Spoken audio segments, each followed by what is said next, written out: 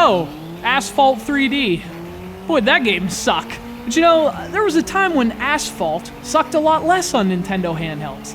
This was a time before the iPhone, before the Kindle, even before the Wii. It was a crazy time called 2006, back when Twitter was still a hatchling, and the Pussycat Dolls were still a thing. I mean, is she, like, is that a pussy? That's a Pussycat doll, right?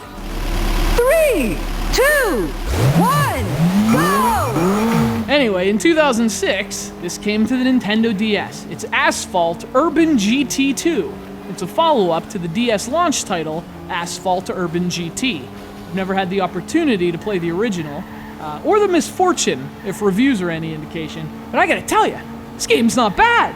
Look at this, I'm flying all over the place.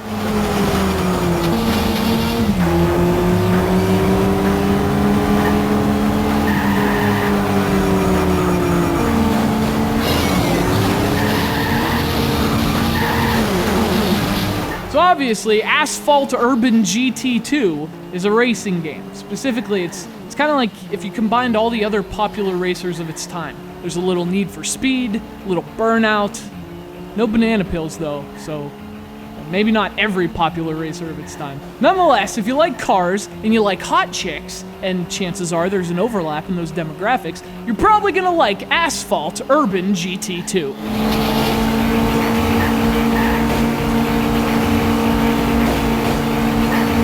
The game plays like you'd expect it to. It's pretty tight, it's very arcadey. It's also surprisingly fast on the DS as well. The game's engine is really impressive, and the cars look good too. For the most part, Asphalt Urban GT2 runs exceptionally well, especially given the platform. There are plenty of different game modes, but the main attraction is the Evolution mode, which is essentially your career mode. It strings together all these different events into one individual Grand Prix of sorts. And the great thing is that they're always a bit different in terms of the kind of events they entail, so each championship feels slightly different from the last.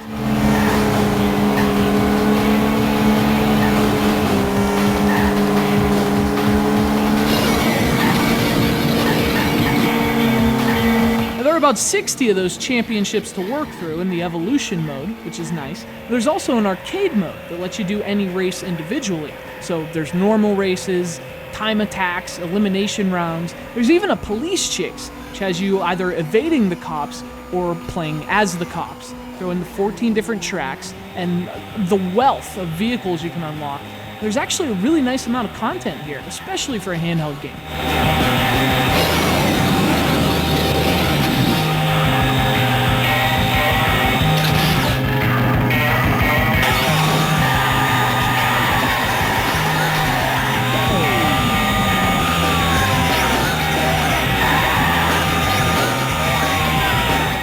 I guess if there's a problem with Urban GT2, it's that it might be too easy.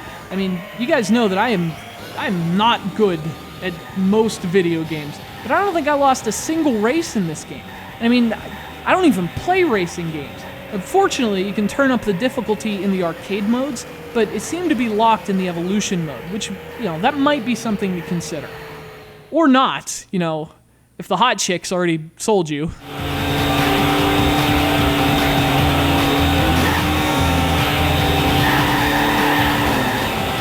As a casual racing fan at best, I was pretty pleased with this game. It has enough content, the cars are responsive and cling to the track pretty well, and again, I was impressed with how it runs. I only ran into a moment or two of slowdown, which is awesome.